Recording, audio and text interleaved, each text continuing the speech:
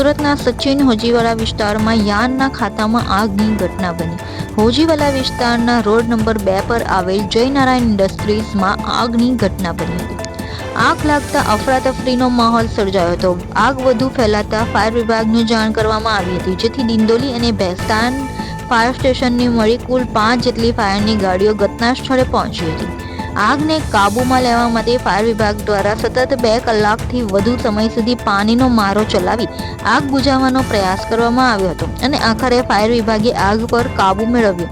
જોકે સદનસીબે આગની ઘટનામાં કોઈ જાનહાનિ થઈ નથી। આ આગની ઘટનાને પગલે સચિન પોલીસનો કાફલો પણ ઘટના સ્થળે પહોંચ્યો હતો।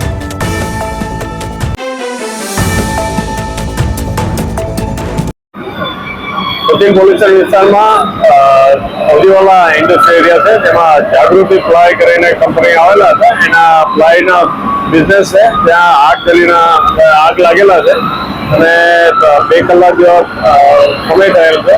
હાલમાં હોજીવાલા ઇન્ડસ્ટ્રીના પોતાના ફાયર ટીમ અને કોર્પોરેશનના ફાયર બ્રિગેડ અને ઇમરજન્સી ટીમ આવી ગયેલ છે અને આગ ઉપર કાબુ મેળવવાના અત્યારે કામ ચાલુ છે।